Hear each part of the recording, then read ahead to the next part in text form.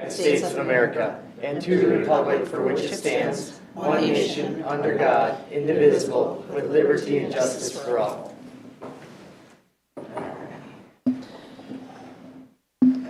Can't believe it's already almost the end of middle of December, and the end of my year as HHS board chair. You are correct, Mark, at that. So, spinning off, we'll look for approval from our November 8th board minutes. Is there any modifications? I'll move the minutes, Mr. Chair. Second. We have a motion by Commissioner Hewsom, second by Commissioner Wetter. Any further discussion?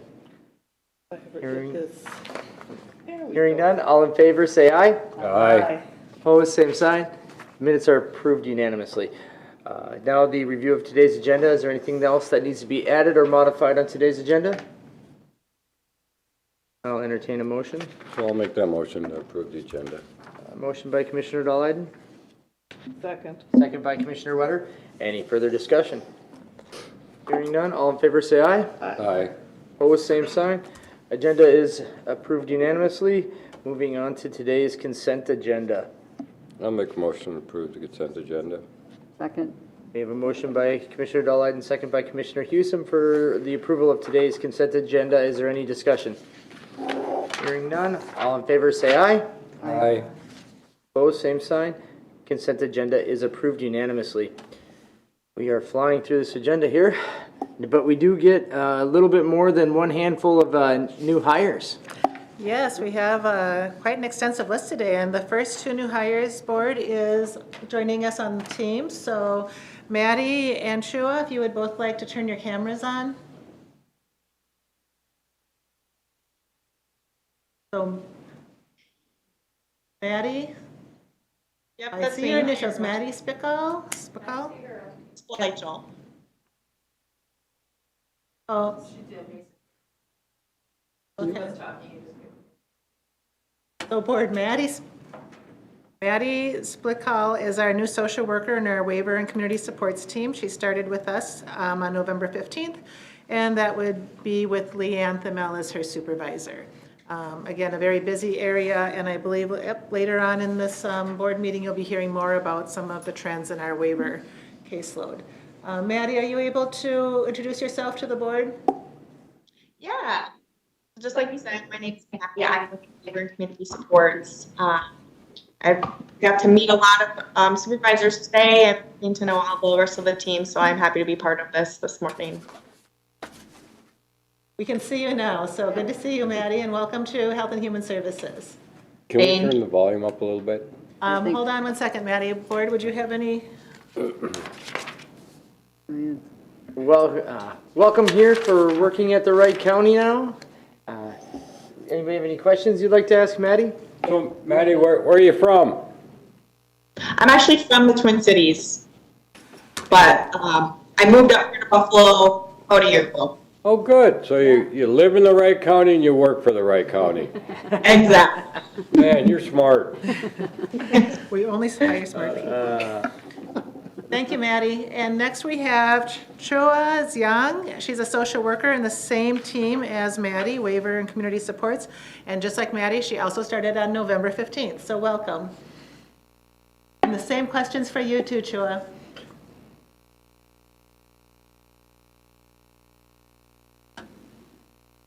Can you hear us? I think you're muted. Yes, I can hear you guys. There we go. Can you guys hear? Yeah, we can hear you. Where are you from? Where do you live now? And what else can you tell us? And when are you moving to the Wright County? If you don't live here now.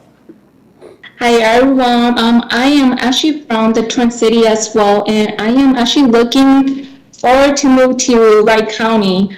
Starting the process of looking for housing. Very nice. So that's great. I think I gave her a tip on a house last week. I Yes. don't know if you checked it out or not. Well, if she gave you a tip, I'd run. It was right across the street from me. I don't know why she wouldn't jump on it. So. Yeah, definitely run. Thank you to. Thank you. Yeah. We also have. Welcome. Chua. Welcome. We also have Thank you. Holly Ann Carlson, if you'd like to stand up. Holly Ann. Hi. She is also a social worker. She's in our youth services team. She started November 23rd. She reports to Taryn, one of our newer supervisors, and we're very happy to have Holly Ann with us as well. So Holly Ann, where are you from? Well, I'm from up by Grand Forks, North Dakota, but I live in Denver. Okay. I was debating on telling the truth or not. You know, it's always easy to tell the truth because that way you don't have to remember what lie you told. You're right, you're right. Well, welcome. Yeah, awesome. Thank you. And it's got to be a lot nicer than, you said Grand Forks? Yes, it is. There's a couple more hills in Becker than There are. in Grand. See that. And board, we do not have Andrea Buffy with us today. She was not able to make it. But we do have Marina Egnick. So Marina, if you'd like to stand up.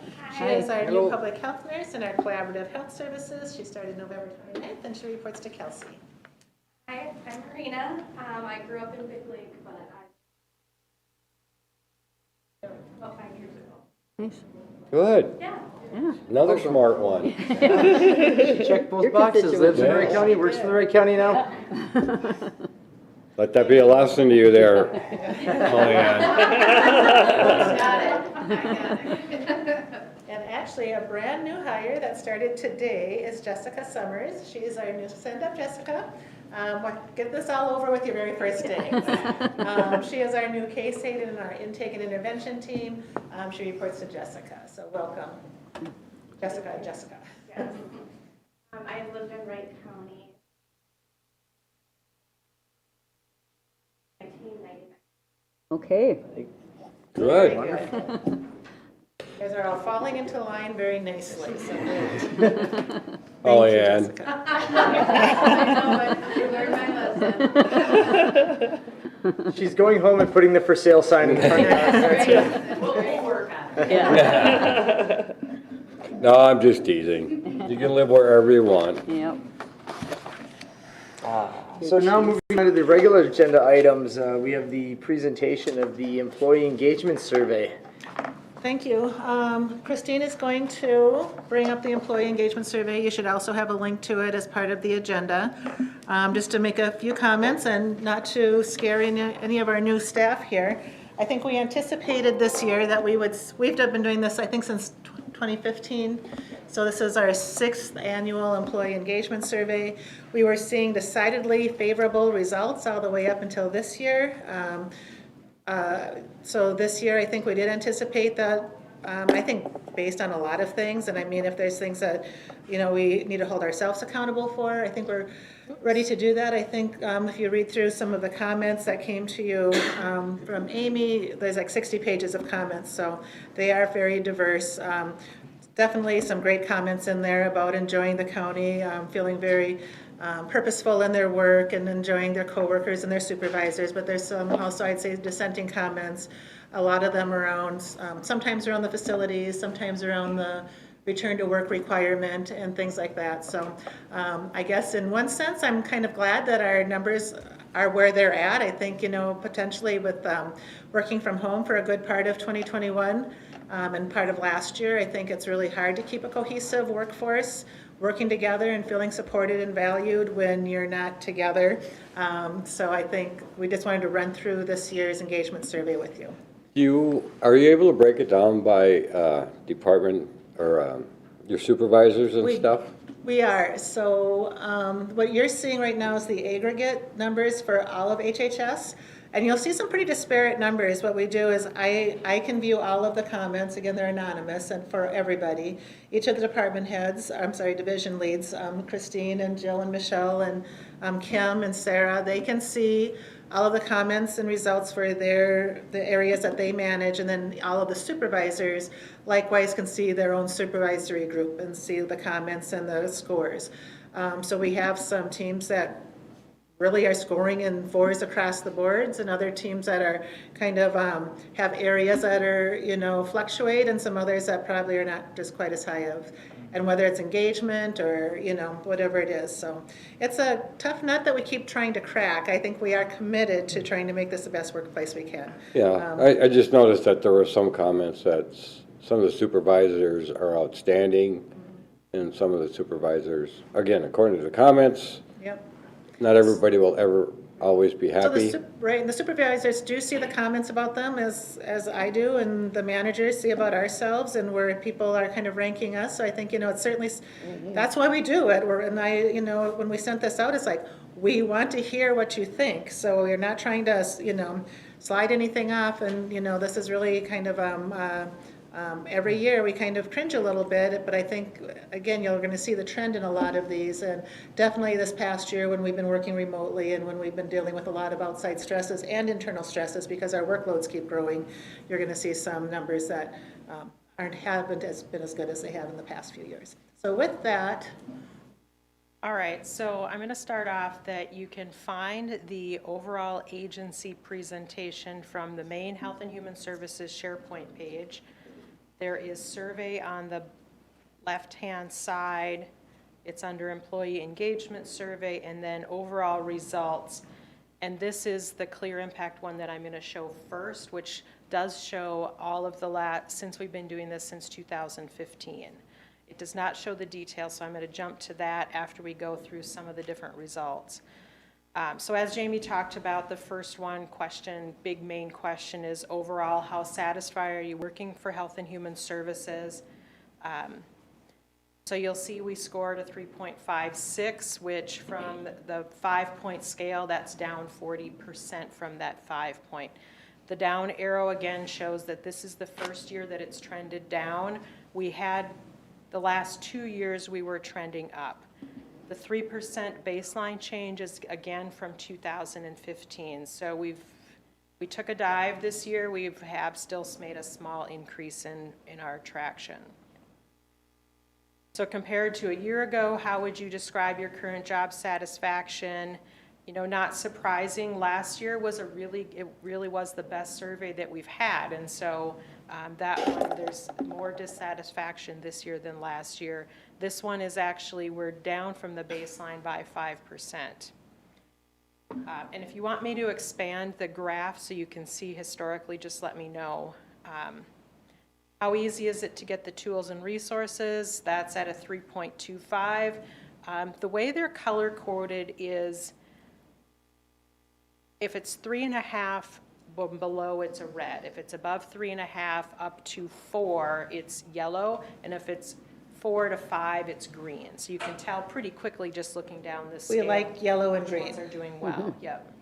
Again, that was many of you'll see the trend, it's a shift from last year downward compared to the prior years.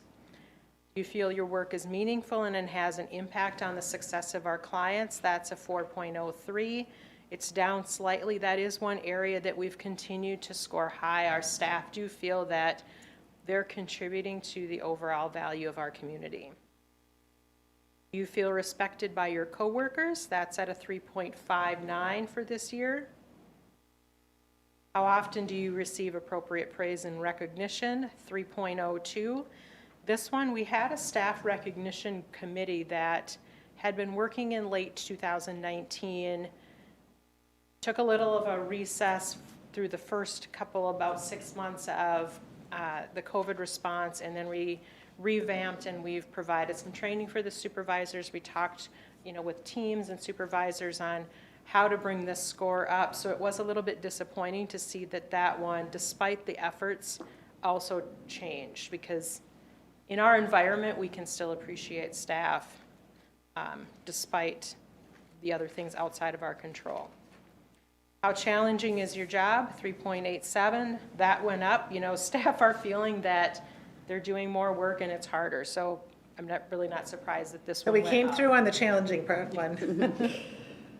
How often do you feel the amount of work is expected of you is reasonable? 2.92. That one's down, and that one's down from our baseline. So staff are feeling like more and more we're asking them to do beyond what they think that they are capable of. How helpful is your position here in stimulating your professional growth? 3.28. That one's down just a hair from the original baseline. It's the first year that it's gone down as well. How likely would you be to recommend our agency as a good place to work? 3.13. That one is still up from the baseline. How well do the team members communicate with each other? 3.67. That one is generally fairly highly scored. Teams do feel like they communicate well with each other. I think, again, this year with being on Zoom and not being in person for quite a bit of the year and then coming back, it hasn't helped in that area. That's just my How personal well opinion. do the, what's that? How well do the members of your team work together to reach a common goal? 3.73. That one is up from the baseline by 29%. So that's good to see that despite being remote, even though it's down a little bit, it's still better than when we started doing this. Are the responsibilities fairly shared among team members? 3.26. Slightly down from the baseline, again down from last year. Does your team meet its deadlines? 3.98. That one is just slightly above the baseline. It is typically another one of the areas that, for the most part, we generally score pretty well. Does your supervisor clearly explain the expectations of your job performance? 3.8. Still up from the baseline by 5%. How often does your supervisor give you feedback about your work? 3.32. That one ties pretty close to that other one about praise and recognition. Staff are looking to see both positive and constructive criticism on where they can make improvements. Do you feel respected by your supervisor? 3.79.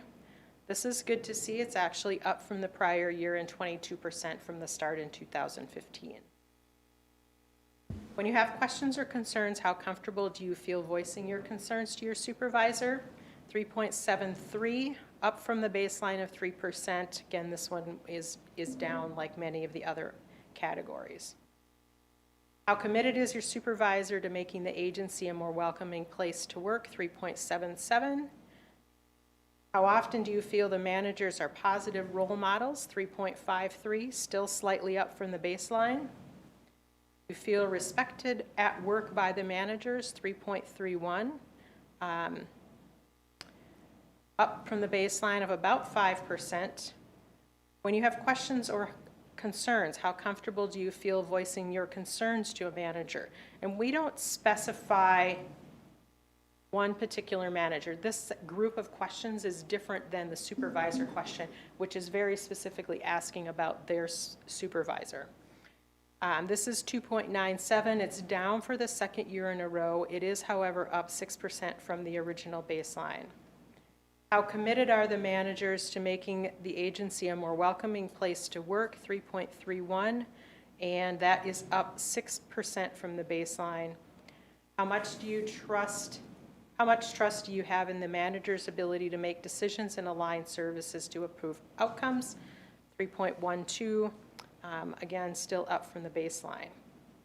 So what I just noticed after reading them out loud to you is that section is missing a couple of the new questions that we added. So this year we added 3 questions, so we have a total of 36 questions to target feedback on diversity. Does your agency send a welcoming message where you feel safe and respected regardless of your, and then I didn't have the other rest of the questions, so that's all that's there. That one is, so this is the very first time that this question is asked, and we scored a 3.24. I'm going to try and pick out the other one. All black. Thank you, Sarah. Do you feel your peers, supervisors, and managers handle diversity matters appropriately and demonstrate something, which I don't have the rest of the question there, 3.59. And then the last one is, do you feel comfortable talking about your background and cultural experiences with others? Again, I don't have the end of the question. 3.59. So that's a good test of, despite everything that went on last year with COVID and what happened in Minneapolis, this gives us a baseline of where we can go from here. So that's what's visible to all staff. And then this year, we transitioned our survey from SurveyMonkey to Qualtrics. Qualtrics has a lot more capabilities as far as reporting dashboards, and it's a lot more hands-off as far as the overall maintenance. We're able to upload our staff list with their supervisor and their manager, and supervisors could then immediately see the count of their team members that responded, not whether individuals have responded, but if they've got 10 staff, 8 have reported, they can say, come on, let's get the last 2 online. So this is where we can drill down. You'll see what I've brought up right here is already narrowed down to fiscal technology and support. So I can take a look at the different, who's responded and the percentage of the responses. You can also look at all of the different scores for all of the different questions. Right thing. So Commissioner Ketchmark, is this what you were kind of looking for, is kind of more the percentages? Yeah, I'll have kind of an overall question at the end, but this is helpful, thank you. So this is where we would drill down. It's right now set at the highest level, which is the entire organization. If I narrow it down to just the teams that are under my area, you can see the numbers then change, and we can show staff, this is how we're scoring on these teams compared to this is how the overall agency is scoring, and then celebrate successes or look at areas that we need to potentially improve. What we also did with Qualtrics was group the questions. So we have an overall score for employee satisfaction, which is all of the questions that we lumped in that particular area. And then there's an overall score for supervisors and managers. Josh, who started at the end of the July, has been a key player in this project. He has worked to implement or pull in our data from 2020, and he will eventually pull in all of the data from the past years. So supervisors and managers will be able to look at the Qualtrics survey and see this is how the team has been scoring year after year, which right now in SurveyMonkey we don't have that comparability. So what else would you like to see, or are there questions that we can answer on specifically on the survey? Any questions, anyone? Mr. Chair, Yes. so were you going to go over the team performance? That was just for our benefit to read, right? Because you went through the top section, employee status, what do we call it here? So the way Clear Impact is set up is that the first part should have had all of the questions, and then the pieces down at the bottom, employee satisfaction aligns with how we had it set up in Qualtrics, and then team performance aligns with the questions that are set up in team performance in Qualtrics. So they should be the same question, except for those 3 new ones. I missed adding them to the top part container. Okay. Well, I kind of like to hear the summary from you folks on how you think you did and how you benefited from this, because you're the ones that collected all the data and you know these folks. So I guess from my position, that's what I'd like to see is just, what do you think? How do you think it went? And this is the first year I've seen it, of course. So it seems like a lot of marks, well over 3, I mean, that I'm seeing and hearing. So do you have anything else to summarize on, like you said, how you think, what things are going great and what things you can maybe work on that you're hearing? Well, I think in the comment section, and like I said, they're definitely all over the place. I think was a lot of concern in coming back to the office in June, and that folks were looking for more flexibility and working from home, given the nature of where we were at and things like that. And obviously there's people with some very, legitimate concerns about, safety when you're in the office. So I think that is a part of what this survey represents, which is outside the norm of what we've been doing in our other surveys pre-COVID. So I think I'm okay with where the results are, other than I feel bad that staff don't feel as supported as they have been in the past. I think we've all been through the ringer. I think they're doing a ton of work. I think it's been excessively difficult and it just kind of feels like it doesn't end, so I think I think we always cringe a little bit when we send this out, and I think we're okay with where it's at, but I think we definitely know that we need to be very communicative with our staff. Our staff are very highly engaged staff. I think the fact that, how many took the survey? 191.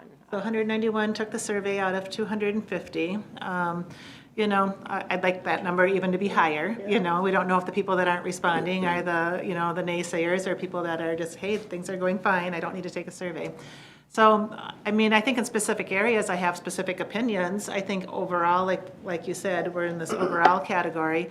I think it's kind of just what it is and where we're at right now. I do feel that staff, and we took this the end of September? Yep. End of September. And I don't think I think since then, it feels even more like there's a lot of work on people's plates. So I think they're probably, the numbers probably haven't changed too much since when we took it in September. I think that's one thing as we debate every year, is now the right time to send it out. Well, there really never ends up being a right time. I think particularly. After the new building, we'll send it out the day after we. Give them a week. Well, let's let things smooth out. We'll give them a week. Mr. Chair. I think when you're coming back from school, that was particularly challenging for a large percent of our staff either, and that's when the survey was, that's when it was released, is after parents are already starting to deal with challenges of quarantining with the school system. And Mr. Chair, Yes. when you talked, excuse me, when you talked about safety, you meant mainly the COVID threat, right? Right. You didn't mean bodily harm or anything? No, I would say that there have been issues in the last few months around the staff safety, but not in the building, I think. Okay. But no, safety, I'm talking about being, exposures and things like that. I think we've been actually, knock on wood, we've been pretty good on that level. Well, there's so many crazies out there, you don't know. Yeah, well, there Exactly are. what, And I think you we've, as far as the safety for COVID, I think we've tried to, we've done as mitigating things, and I think, but there's no guarantee in this, in the world, so. Okay. Now, there are people that can ask one of the deputies to join them if they're, Yes, and we if they do. have a concern. So for physical safety, yeah, absolutely. I don't know if Michelle, if you'd want to speak to that at all? Yeah, if we have a concern. Good. To, attend with us, to patrol the area, to be on alert. I mean, we've got numbers of. And you don't have it, Protection too. and you don't have any issues with the sheriff's department, they willing and very able and, Fantastic. okay, good, good. Good. Mr. Chair, so on the survey side, I think for us to get the maximum benefit for the 190-some people that took the time to fill it out, I'd like to see if it's in the future, like a recommendation, I could say here, if the consensus agreed, but to see a summary from you folks from these 190 responses that we could all look at and kick around if need be, but so far they wanted to flex their time from work and they don't feel they're supported as well. And I think in this setting, you don't have the time and you got the thought process to give us what you really can get out of this. Right, we're just giving you the data right now. So I would like to see that, and my question for the board is, how many other departments in Wright County do this? None. Any thoughts as to benefits of more or less departments doing it, or it seems like a good idea, I guess I'm wondering why one is and the rest Well, aren't. and as Christine mentioned earlier, we didn't have a recognition committee until after we did the survey, and then we thought, well, let's get some tools together and get some folks together, and let's establish a recognition committee, and, it probably takes a little while to kind of get things going, but I mean, it does open your eyes to issues, because otherwise I'd be in the same position you're saying. People seem relatively happy, you don't really, but I think this really kind of points you in certain directions that you can take active, some active steps toward either maybe you're doing things and staff aren't aware that you're doing them. So some of it's communication, some of it is, hey, we should have been doing this, instead we were doing this, and kind of revamping. And I feel like HHS has done a good job about, if not turning on a dime, because we're a big organization, tweaking things, to try to meet our clients' and our staff's needs. I'm not trying to give you more work, but we're all concerned about retention across the Sure, board. absolutely. That's These another surveys reason. were done by people that presumably still work here. Absolutely. So if there's something to gain that we can do to keep people here, you know, that wouldn't cost us much potentially. So we get a benefit on that side too, and other departments in the county also that are losing folks. We could give you some kind of report, a summary report in early 2022. Thank you. Mr. Chair? Yes. I'll volunteer Commissioner Ketchmark to buy pizza if they reach 100%. And we did have teams that had 100% participation, No, and they did 100% get overall. Oh, okay. Number You're safe, five. you're safe. I'll be knocking at people's doors with a little survey in my hand. I mean, I think looking at some of the comments, I mean, I think the common theme, a lot of them was caseload size, some more flexibility from a remote work policy were some of the two larger ones. And then I think just better communication with their supervisors. Those are the repeated themes. And I think the communication with the supervisors, I mean, that's always an ongoing. I think no matter how you do it, especially because we're in an organization and our guidance from the powers above at the state, the supervisors, I think, are still trying to make a lot of dilution down of what they're supposed to be doing, much less to dilute it down to the people below them. So that's just a struggle all the way around. And just to leave this on a high note, I just was, looking through here just right now, and this comment is, love the people and clients I get to work with. I get to work with, not that I have to work with. I get to work with at Wright County Health and Human Services. The bump in pay from the pay study was helpful, more in line with pay from other counties. Every place of work has pros and cons. Overall, I really like working with Wright County Health and Human Services. Now pick one that's really puts you down. Yeah, well, I saw the word ambush in here somewhere, and I kind of just kept there leaping were some through. in there that said that we don't pay enough, and Yeah. like, Okay, It I understand. that was Amy, I think. that said that. But I whenever, thought you were supposed to sing first thing. Oh, you that's, really want to be Yeah. suffered? But we are, just so you know, we are committed to continuing the employee engagement survey. It's good to have the data under our belts, and we look forward to this coming year with our staff to see what we can do to move things in the right trajectory. Oh, with the new building, there should be a lot more optimistic. I believe so. And I know we are working on other things, and it's union negotiations this year or next year. And it's going to be challenging for everybody. That's where we find significant value in the comments as well, because there are things that are way beyond our control as managers and supervisors that at least sometimes we can pick that kind of stuff out as it's influencing the score, but it's okay that it's not on our plate. Well, I want to thank you guys for not putting any questions in there regarding commissioners. We like to That would message really drop we you do down. message that our board is behind us. And I believe our board is behind us. Now we're moving on to the second item here. I guess we're done with the survey. One quick question. Did we do Employee of the Month last month for December? Yes, last month for December and January. So We did, okay. Yes, so Ellen Chirple and Kaylin Sayers, as I say, and is our two. So they're jointly for both months. So we'll have another one for you for February and January.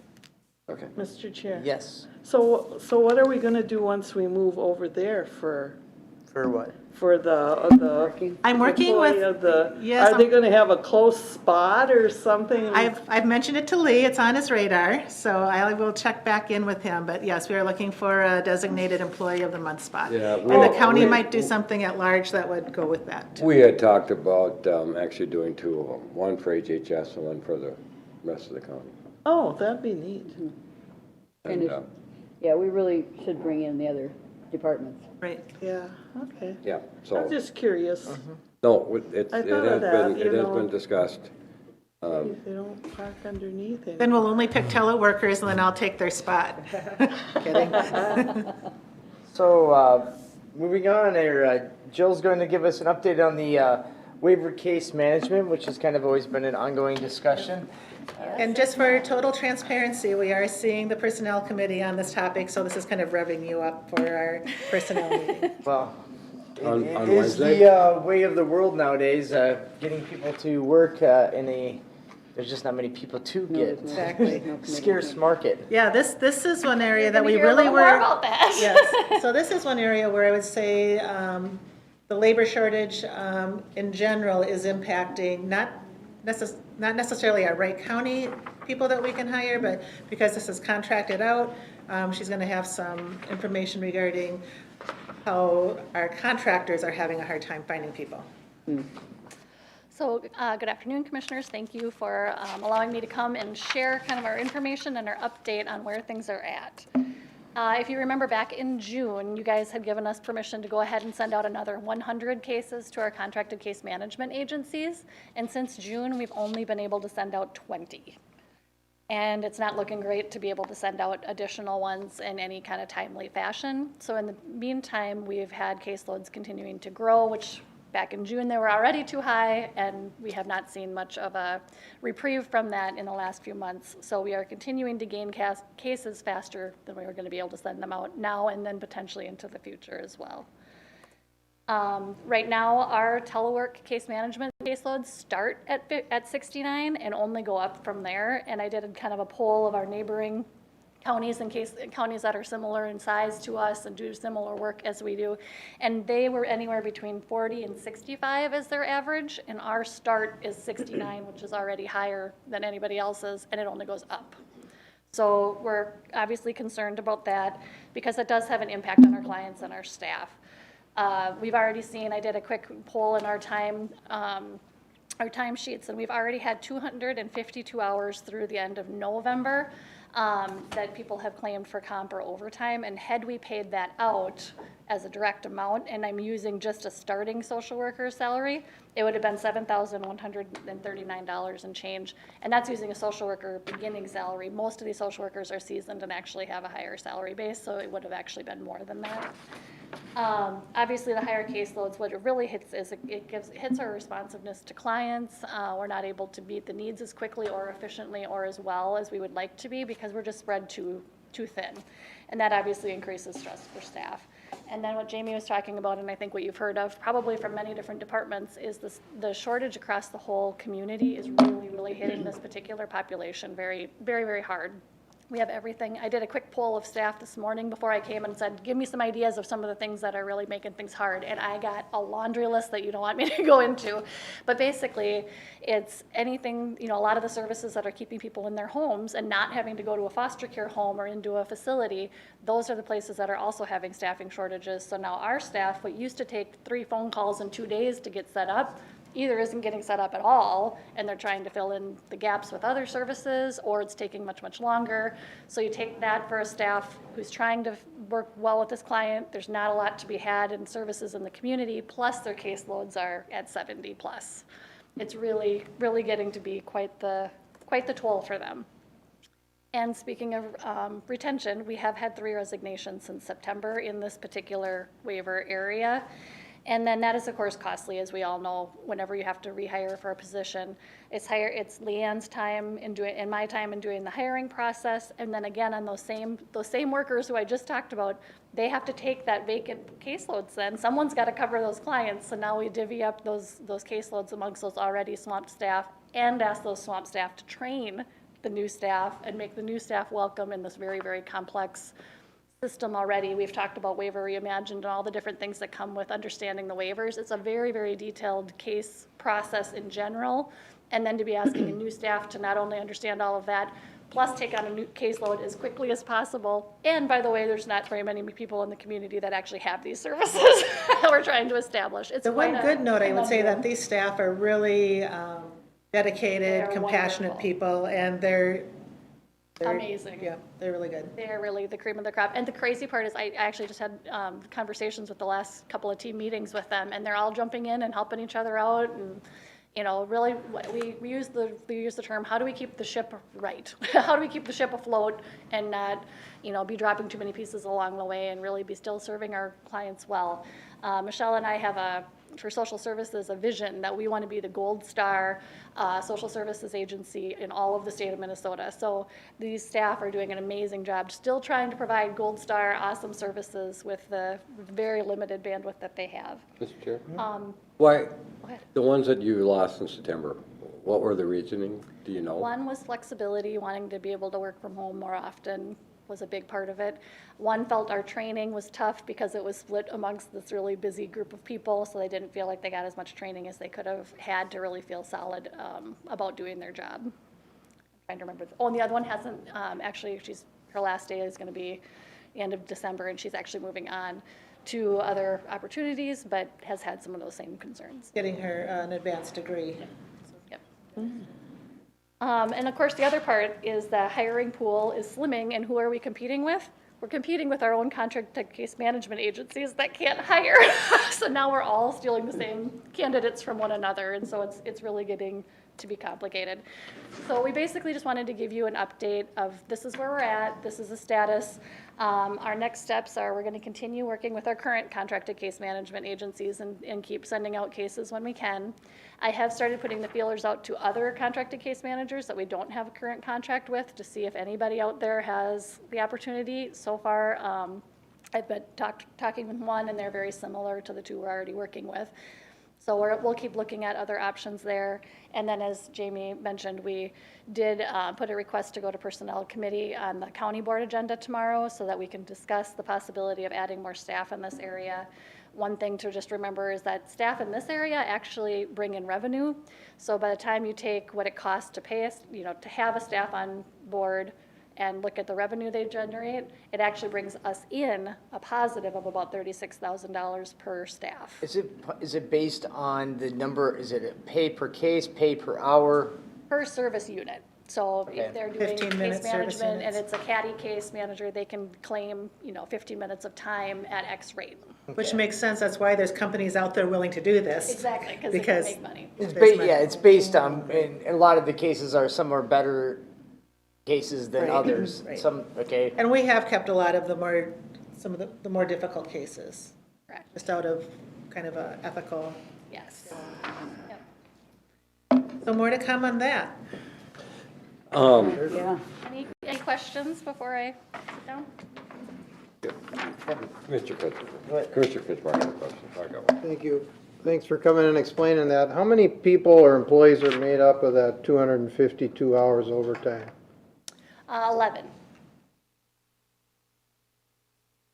And is that voluntary, or can you have your partner next cube say, hey, if you don't want to stay late, I will, and they farm the cases over? Depending on- We don't make anybody work mandatory overtime. They're doing it to meet the needs of their clients and their caseload. And it needs to be approved by their supervisor. Yes, we approve it, obviously, to say, yes, you can, but at this point, we're not in mandatory overtime. Okay. So we're kind of going back to budget time when you approached and said, we can't hire enough people, so we're going to try and use this other company, but now the other company can't provide enough service, so now you're wanting to go back to Plan A before budget and try and get your own. Yes. And if you'll remember, back at budget time, we asked for and received, so thank you very much, the MnChoices reassessor. And the complicating factor there is we can't contract out MnChoices assessments, and those numbers continue to grow every year as well. Whereas we can contract out waiver case management, so we were we can't do this one, but we can try to get relief over here. So yes, at budget time, we were hoping we'd be able to contract out and level all the playing fields. Unfortunately, that staffing shortage is just hitting us all over the place. And it's honestly, and I hope the Personnel Committee considers it, it's not really a lose-lose situation because, as Jill said, It generates income. this position does generate income. And I know, I review all of our staff performance evaluations, and it's really hard to read, I can only do C work because I have so many clients. It's hard to read that when you know, and it bothers the caseworker that they don't have the time to dedicate to it. And I think we can always be cutting corners, and we can always be making good business decisions, but sometimes with this particular population, sometimes that's not the best way to go. I've been attending this particular team meetings for the last few months as well, just because I know that they're really struggling, and I've had staff very close to tears about the whole thing, because all of it's so exhausting to just feel like they go home at night and feel like, I feel like I could have, should have, would have, and can't. No, that's the And some of waiver. that's staffing, and some of that's just the shortage across the whole community. Yeah, and that's the waiver and community supports group? So we have 2 new people Yeah. that started in the middle of November. Yes, the Maddie and Choa, we're replacing the, two of the 3 that are. And that board, this is lost. the person that we lost today is in this team. Oh, Yeah, so we actually will be rehiring again now. so, but you're still short one because there's one that's leaving. Right, yep, so we're in the process of Okay. hiring one right now, and she'll hopefully be starting if she accepts and is going through the background study process right now. And then, what did we approve? One-man choice worker? One-man Do we just get one-man one? choice is reassessor. Is that for the whole agency, right? For the whole So- Health and Human Services. So we allowed one? Right. Okay. Have you put that out yet? Yes. Because in all honesty, I can come tomorrow with a presentation that looks very similar about mid-choices. To be honest, we absolutely need that, otherwise we'll be completely underwater without that position for mid-choices. Mr. Chair. Just one more point on the overtime. That looks like by my math that that's an average of about 3 hours a month per employee. So on a good year, when you're fat in the schedule, I'll say, what do they average? I just know that as a rule, HHS does not allow very much overtime. Very minimal. Because I mean, to me, this is like less than an hour a week per person. I mean, if I'm running things, I think that's not much. Well, and I think we also encourage, or I'll be honest, I have been in those team meetings and I have encouraged folks not to work themselves to the bone. I want them to take their time off. I want them to work 40 hours a week. Not that I don't encourage overtime. If it's needed, use it.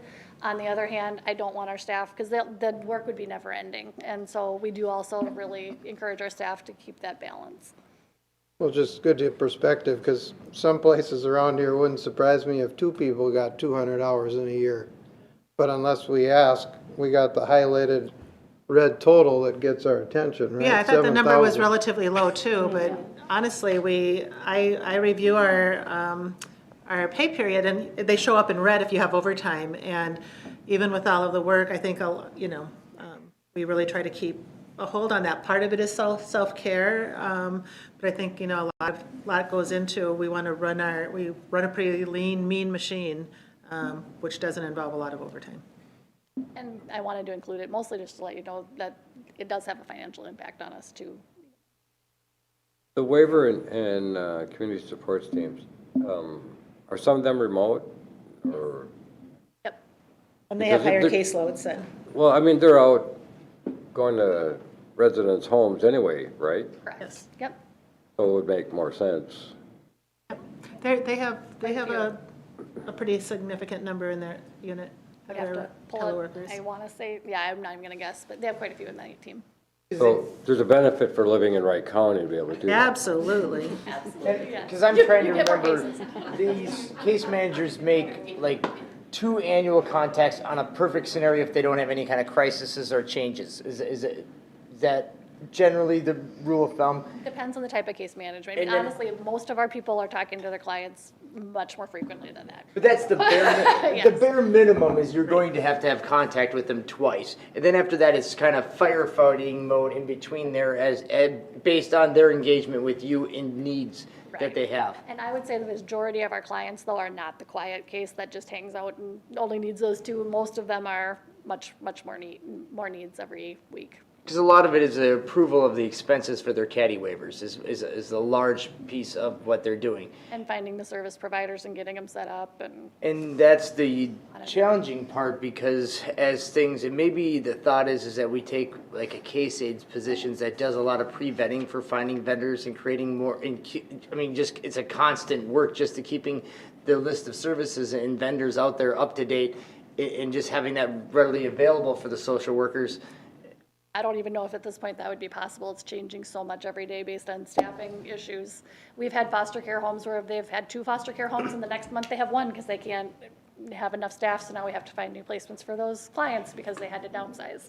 So then, yeah, you're basically back to the, well, dial on the day because you don't know what, Correct. from 1 week to the next, it's, Yep. It really. You never has know if been you're at crazy. crisis mode. You don't know if you're there yet, because it's always just. You know, Mr. Chair,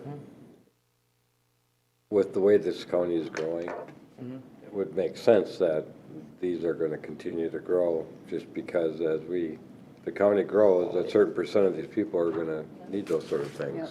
And you're absolutely right that and then the feed from these particular two programs, Mint Choices and Waivers, go hand in hand. So once people are on a waiver, they very rarely go back off because they have disabilities and they're not gonna not go away. So it's typically, they're on it for the rest of their lives. So then they need new reassessments for Mint Choices every single year. So the more the waiver caseload sizes grow, the more reassessments we have to do. So they're kind of linked.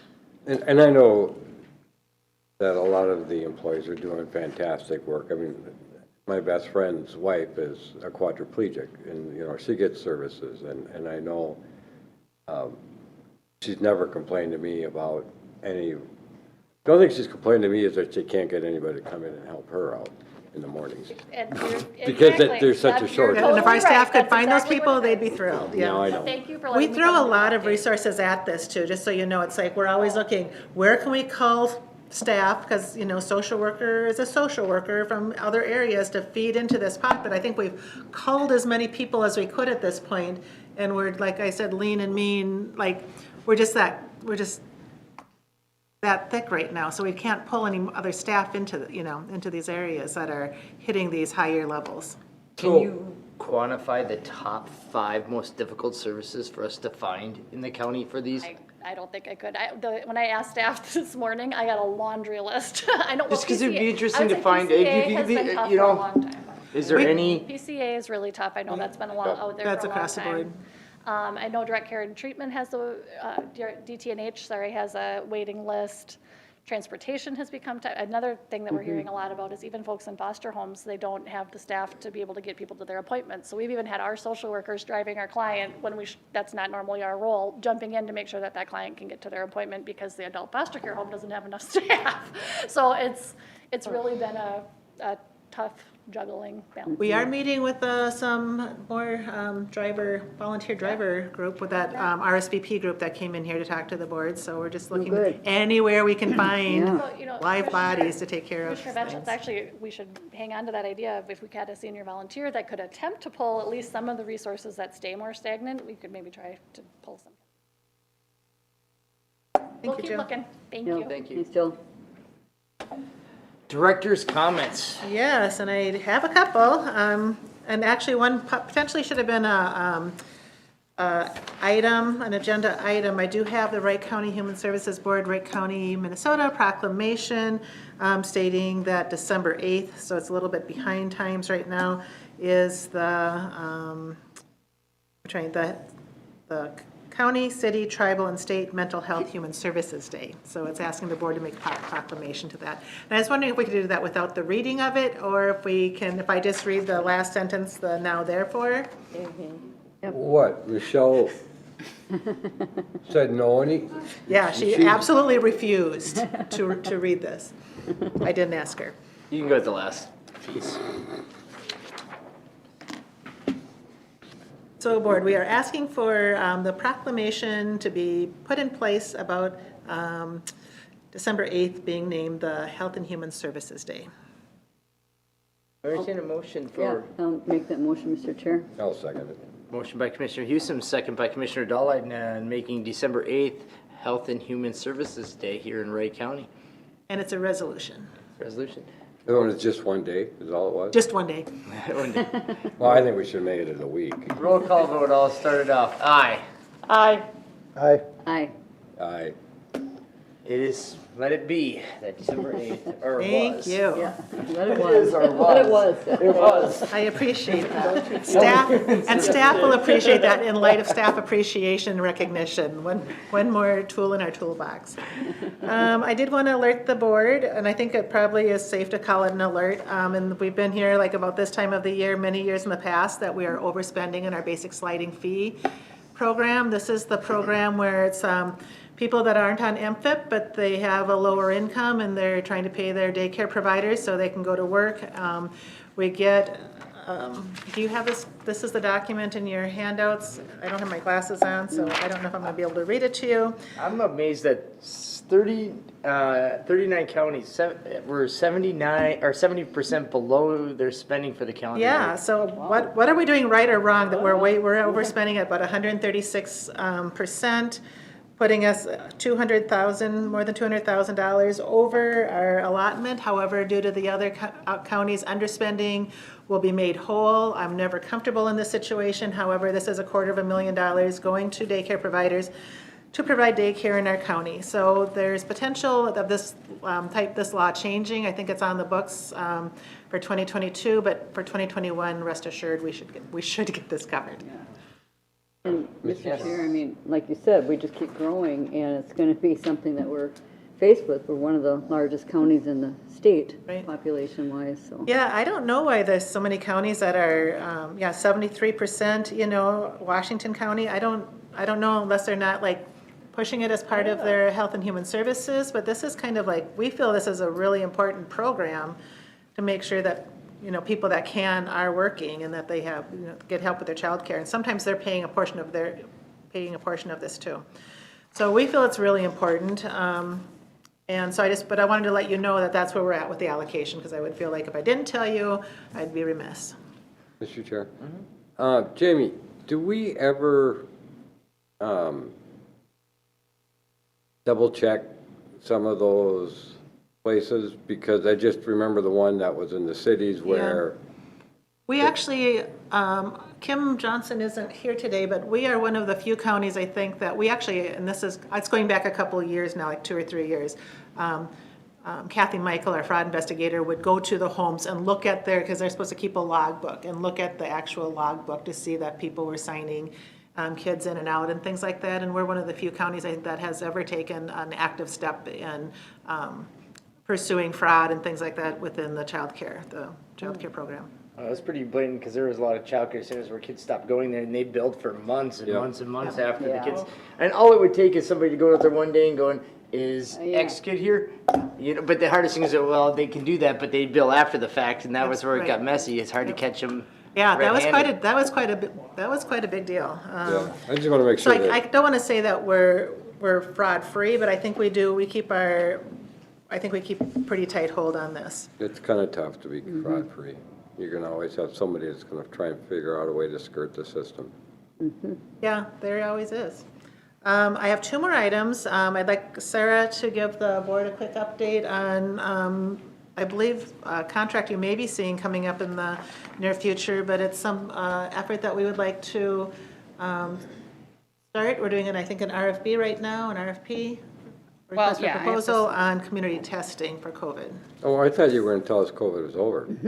Oh, that would be my Christmas wish. Yours and a lot of other I people's. know, if we all collectively. Yeah, so I think we've certainly come, I know Christine and I have talked about the amount of grant funding that we've received as well as our success in billing. And that leaves us the opportunity to access some state contracts that were developed with COVID testing partners. So they provide anywhere from bulk tests to actually staffing community testing sites. I would say, when did saliva tests become available? Sometime in mid-2020, summer of 2020. I know I did a news interview for it. I was collecting testing resource data for Wright County. We were, of the top 10 most populous counties, we had the lowest testing rate, and the next county behind us was Carver. None of us had access to community testing facilities. Our closest ones for Wright County are either Hutchinson, St. Cloud, or Brooklyn Park. I've asked repeatedly for resources. We're not going to get them. There just aren't more resources to be had. What the state did do, because rural counties are experiencing a lot of the same issues that are, way far flung from population centers, they developed these state contracts for us to piggyback on, which we do often for a lot of our contracting. So we are going to put together what's the word, scope of work for I'm going to have them completely staff it. If we continue to have to vaccinate, we do not have staff to run a community testing site. I checked with some of our partners, including our school districts. Some of them have testing programs, but they're very limited to the kiddos that become symptomatic at school, and then they send them home with maybe a antigen test or something like that. Some of them, at least one of them has an on-site kit that they can offer if the parents consent. But what they're not able to do is, one superintendent shared on a call that they had a whole family of 5 show up at the door waiting for the school nurse to come in at 7:30 so they could all get tested because they'd all had an exposure, right? And that's the kind of testing people need, and that's not what our schools obviously are able to do. And likely one of the reasons, our testing rates are much lower than even our neighboring counties of, that are all in the central region, but based on the rest of our COVID response, I would expect them to be higher. Where do we have it published somewhere on places they can go in Wright County? We have that information on our website. It's also available on the state has a testing website. In addition, our phone call folks, our case aides that answer the phones, they're very skilled at knowing where all of the current resources are. We're updating them. We shared all of those same information with our school districts. They know where to send people, but I think a lot of it's a matter of being able to get there. So it's preventing people to have the resource that they need when they want it. Most of the places, you have to be symptomatic to be tested. I mean, Right. that's where, like you said, to get the ones that are just exposed but don't have symptoms, getting tested there's very few places around. I will say too, all the state testing sites are free, and that would be my expectation. If we can funnel access that we have to test kits to the contractor, but we have private labs, they're not our healthcare providers, that are charging exorbitant fees. And I have a real issue with some of them are also providing tests, which parents have to, particularly when they're testing kiddos, have to know to decline. But there's no medical reason to do an antibody test on a child, and that's a finger poke. I mean, that's already invasive, and they're charging extra money. So, I mean, that doesn't get you out of, it's not applicable for school or work or anything. And I've already seen inconclusive ones. It's really just a moneymaker, and I understand that those labs need to be able to make money, but I also think there's some ethics in that issue. So I'd like to be able to provide what people need and have it be affordable. I think the intent right now would be to look at a contract for about 6 months, which would get us to the end of the school year. So. And we do have money from the public health. We got the additional $300,000. Yeah, we have 1.4 million total over the next, until So this is money we 2024. weren't expecting, and this is money that I think would behoove us to work with our community to do more testing. Mr. Chair. Yes. The new one, the new variant, does the routine test, will that be positive for that? Or how do they determine that it's the Omicron or whatever, however you pronounce it? Sure. So the Omicron variant, the only way to know that it's that variant is to do a full sequence of the DNA. So they have to get Okay, all of that's the what I letters thought. out. But there are tests that are more, are going to be more adept at picking up on it. And obviously we would be providing testing resources that can pick up on all variants. I know, for instance, the contract that the state has with Vault, their PCR test does detect all of the current known variants. So, but I don't think there's not just one PCR and there's not just one antigen test, and they all have degrees of effectiveness. Almost all of them, I think, are still operating under emergency use authorizations. They're just like vaccine. They were approved quickly, expedited approvals so that they could be out in the community. If you've ever seen that meme on Facebook about how the CDC pulled back their test and it must be faulty, I will just remind you that we work and live in an environment where we have competitive healthcare services. They pulled it back because the free market is able to compete and provide the best testing resources. So I will look at a lab report and it may be this antigen test from that company or that PCR test from that company. There are multiple different versions of each type of test, all with their unique patented formula. So with the Omicron, is that the same type of, what should I say, symptoms that would get, I don't know I think we're enough still about waiting it. for that information. I mean, the preliminary reports are very preliminary and based on a smaller number of people, but it's slightly milder. But as So far it as could I be- know, we've still only had that one case in Two now. Minnesota. Yeah, there's two now. Mankato Two State now. University has one. Oh, darn it. So it could be really out there and we don't know Well, the state is. right now, No, I because would. they aren't it's- thoroughly testing. Well, yes and no. So every sample, not most antigen tests, because those get disposed of on site because they're rapid result, most of the time they're disposed of. But anything that's vault or swabbed, all of the hospitalizations, they're getting generally a second swab that's going to the sequencing lab. I think MDH is sequencing, I think last time I checked it was 20% of all samples were getting sequenced. They may have increased since then. So we have in our state, we have one of the highest rates of sequencing happening. And so I can get that data. I would think, as soon as we have previous variants that we had, we had Alpha, then we had a couple of other ones in there, if you remember, that didn't really take off. And then we went to Delta. Everything so far has been Delta, but they're doing quite a bit of sequencing, so. Okay, thank you. Where are you looking at? Well, I guess the question is, when are we going to be opening up that Health Partners Clinic? The employee. Next year. Yeah, that'll be like Next year. April. F-22? Yep. Yeah, I'm just wondering if they couldn't, yeah. if you had discussed with Health Partners as an option too, that they could utilize that facility.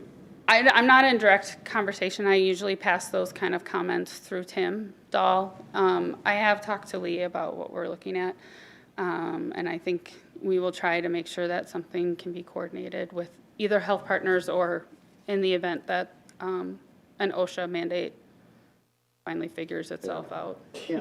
Well, I noticed that I was going to focus on what my scope of work is, you guys which is the community. you're So. going to be using the fourth floor, what I had heard, possibly. We were looking at potentially using the government center if it was available, so Yep. Okay. nothing is decided though. Well, we don't, right, so we're still doing the nice thing about what the state set up is they'll handle all of the bid process for us. I initiated it initially myself and was getting a difficult time because most of these contractors that they have on contract through the state operate outside and they're not willing to staff, which just puts more work on fiscal and myself trying to make sure we've dotted our I's and crossed our T's to meet the federal procurement guidelines. But the state will facilitate all of that for us, so we're going to do that because then we just get a contract sent to us from them and we pay it. So that'll be the easy button. You will be signing the contract, though. I expect it to not be small. So, and then another question, have you figured out when this is all going to be over with yet? That's my second Christmas wish. No, let me, And how I long, really, I swear I'm on the nice it's list. in there. how long of a contract are you looking to do for this test? So we'll start with 6 months. So 6 months? Okay. Through the end of the school year, we Okay, imagine I must have that'll, missed that in there. yeah. 6 months. You know, it's cheap. And so, literally, the soonest you could be going to be January-ish. Yeah, I expect it'll take, with the holidays, it'll slow things down a little bit, but people know we're asking. All right. I just ran out of bandwidth last week to get everything Take started. one and pass it. Well, Mr. Chair, it was nice that Sarah got recognized at the AMC conference for her Thank you. work on the opioid Yes. settlement, and so thanks for that hard work, and I'm glad that you got recognized. Oh, I appreciate that. I was very excited to finally see, it was not real for me until Friday at, 5, when I finally was able to open the actual language from the Yeah, AG's she was asking office. everybody at the conference, do you have a copy of it? Do you have a copy of it? We It's kept like- being promised. That's the only reason I made Jamie drag me down there is because I thought I was going to get the real paper there. But we got it on Friday, and I know Lee and Greg, hopefully maybe you all will see it, but the actual agreement that we're signing on. Okay, let's see that. This is a good document. Somebody must have been listening from the Truth and, or formerly known as Truth and Taxation meeting on. Maybe. Maybe. Thank you, Sarah. Yeah, board, actually, yeah, we just threw this together, and my other managers are probably gonna not like it that I only asked Christine, because I know we've been very innovative this past year. So I didn't ask all the managers, hey, what innovative things have we done? But Christine and Jim, obviously, as part of our fiscal technology and support area, I said, we've done a lot this past year, and I just wanted to share with the board as a recap, since we won't be meeting again as an HHS board this year, a recap of some of the HHS innovations that we did this past year. Sarah just mentioned, I think one of the things she says, dotting all the i's and crossing all the t's with procurement, with the COVID. Some of the things we did, I think we're way beyond what other counties did, and as far as accessing funding that, didn't land on the Wright County taxpayers and things like that. So I just wanted to show you, and the vaccine scheduling and billing contact center, which was a huge item that Jim put together for us. Integrated services team, so working on that. Min benefits. Again, you've had a few presentations on that, but as you know, we were selected as a 2021 Commissioner Circle of Excellence Award winner. Uniflow copier management, mass vaccinations and highway department vaccine process, which another county got an award at AMC, and it said one of the first. Well, I think we were the first. So, I think we've been doing really well. Public facing forums, we anticipate that this will save our staff a lot of time, and the clients a lot of time, I suppose, for filling this out. There's a new product from Highland. Advanced capture forms actually is the one that's gonna save us a ton of time as far as scanning documents in. It saves time for the scanning and indexing process. It's a new product from OnBase, and we're continuing to add more forms, finding it very beneficial.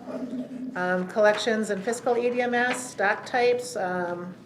We moved all of our paper stored into OnBase, so we're ready for the move for one thing, and our next phase of developing workflow is underway. This has been something that we've been waiting for 5 years. Qualtrics, an example of the Qualtrics, I believe, was just our staff engagement survey was done on Qualtrics, and Clear Impact is the technology you saw the presentation was. So even though it's been a COVID-ridden year, pandemic, staff working from home, I just really want to congratulate our fiscal and technology staff for everything they've done as far as keeping us afloat in spite of some of the barriers that we've had. Thank you. Yeah, good job. Yay. And that's all I have. Got one because the board's streaming, that's new this year. Yes. Sorry, Mason. That's all I have, board. I hope you all have a very happy holidays, and we look forward to a very great 2021. I was going to say prosperous, but maybe that's not the right thing. 2022, oh my gosh. Not repeat 21. Yeah, let's not do that. Jamie, regarding the retention and stuff like that, a lot of these new hires, I don't know if they've came from other counties and stuff like that. Yes, we have one individual who, Holly Ann, worked for another county. We have the two that were on our, the Zoom, our Teams meeting, they both were contracted case managers, I believe. So they didn't work in a county, but they worked with our same waiver cases. So they're part of the bringing the people that they can't hire. So we stole them, and then we complain that they don't have staff to take our cases. So, yes, we've got a couple. Oh. Holly Ann, what county did you work for? It wasn't my last job, it was like 3 jobs ago, but Polk County, across the river from Grand Forks. Polk. Okay. I wonder if, do you know anybody up there that wants to move closer to cities? I know we just hired a new eligibility specialist also that came from another county. I believe she lives in Buffalo and was working in Hennepin County. So you'll be meeting her, I think, in the next, probably in January. Nice. Well, anyway, you think that we can, or if there's a way we can figure out to maintain staff? Yeah.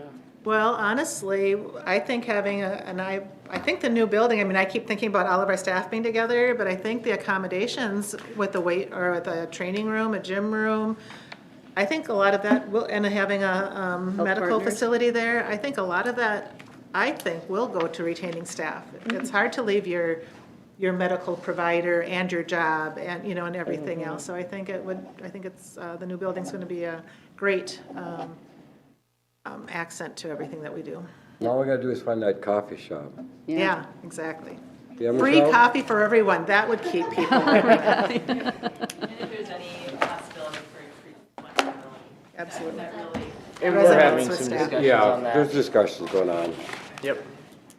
We ask realize employees that to be patient. We will get there, but it's just gonna take a little bit of time been for us to saying iron that. things out. just remember, we're government, so we have to work slow. Right. All right. Is there any other business to come before the Health and Human Services Board today? I just want to wish everybody a Merry Christmas. Merry Christmas. Hope Santa's good to you, and that we'll see you all next year. Yep. Wonderful, thank you. And we will adjourn at 2:45.